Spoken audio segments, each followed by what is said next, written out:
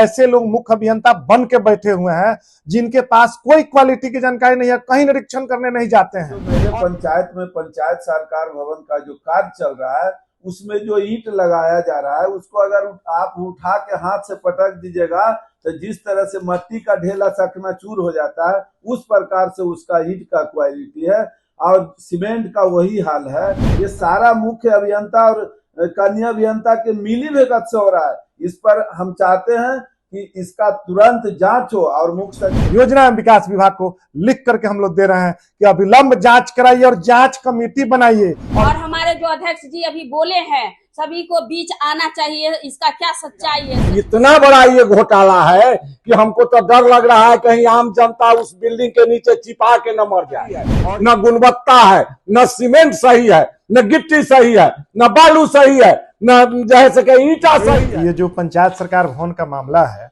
इस मामलों को लेकर के लगातार पंचायत प्रतिनिधियों के द्वारा शिकायत की जा रही है कि राज्य में बन रहे पंचायत सरकार भवन जो 4000 पंचायत सरकार भवन टेंडर के माध्यम से कराया जा रहा है, जिसकी गुणवत्ता के अनुसरण हेतु सरकार के द्वारा ग्राम पंचायतों कमेटी बनाई गई थी, लेकिन पूरे पंचायत सरकार भवन के निर्माण में खासकर बीसीडी और एलईओ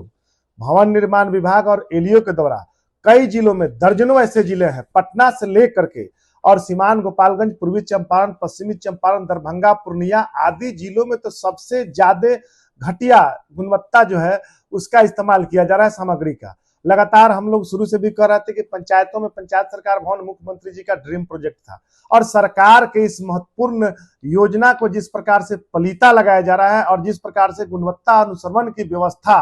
में बड़े पैमाने पर हेरा फेरी और लापरवाही बरती जा रही है और बड़े पैमाने पर इसमें भ्रष्टाचार की बू आ रही है और लगातार जो मानक और डीपीआर मानक है उसका प्रयोग नहीं किया जा रहा है। डीपीआर के अनुसार निर्माण में सामग्री जो घटिया सरिया का प्रयोग किया जा रहा है, निर्माण में जो मानक में जो ईंट है, जो ब्रिक्स है, फ्लाई एश ब्रिक्स है या जो अन्य सामग्री है, सभी में बड़े पैमाने पर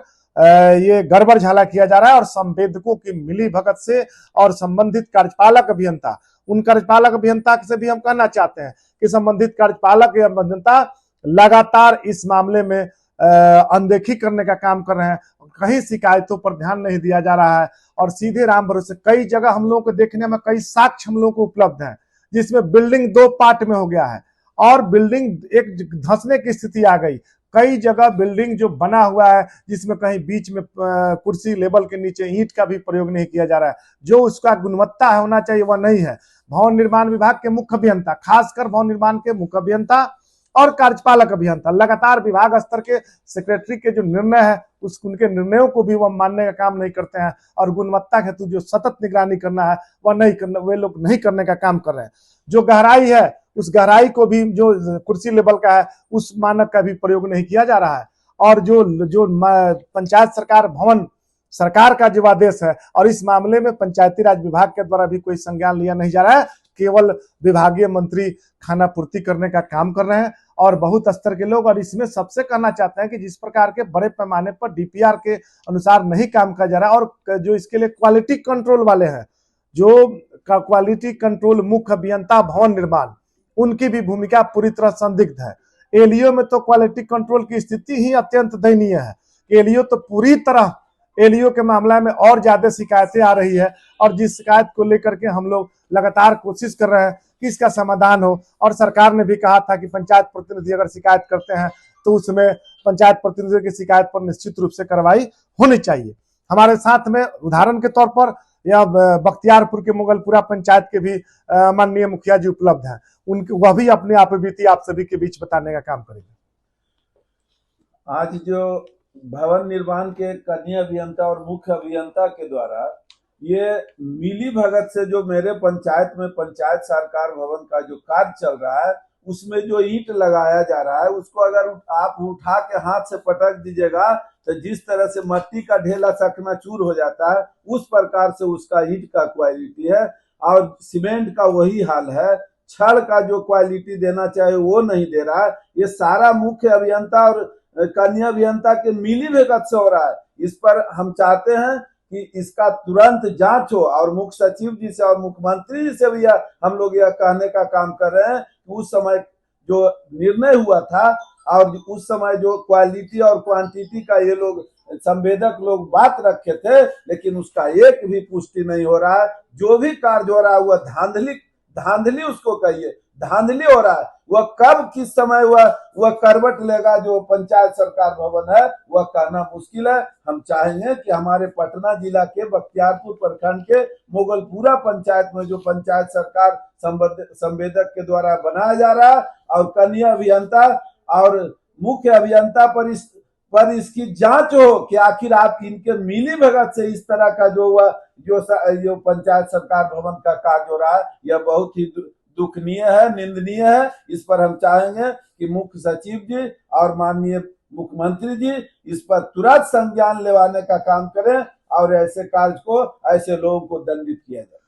ये मुख्यमंत्री जी भी लगातार अगर चाह रहे हैं कि पंचायतों में सचिवालय स्थापित हो, तो मुख्यमंत्री के निर्णयों को पलीता लगाने का काम भवन निर्माण विभाग करके कार्यपालक अभियंता और एलईओ के कार्यपालक अभियंता करने का काम कर रहे हैं। और वैसे लोग मुख्य अभियंता बन के बैठे हुए हैं जिनके पास कोई क्वालिटी की जानकारी नहीं है, कहीं निरीक्षण करने नहीं जाते हैं और कहीं कोई कार्यपालक अभियंता, सतत निगरानी और कोई कनीय अभियंता की उपस्थिति नहीं रहती है। तो ये बहुत बड़ा गड़बड़ झाला है, बहुत बड़ा अनियमितता है और बड़े पैमाने पर गुणवत्ता मानकों का दुरुपयोग किया जा रहा है। तो इसलिए हम लोगों ने सचिव भवन निर्माण विभाग और प्रधान सचिव योजना एवं विकास विभाग को लिख करके हम लोग दे रहे हैं कि अविलंब जांच कराइए और जांच कमेटी बनाइए और फलाफल 1 सप्ताह से 15 दिनों के अंदर में रिजल्ट सभी प्रतिनिधियों को सरकार को मिलना चाहिए और सरकार के अधिकारी भी, माननीय मुख्यमंत्री जी भी जाने कि हमारे नीचे कार्यपालक अभियंता किस प्रकार से गड़बड़ झाला करने का काम कर रहे हैं। जिस तरीके से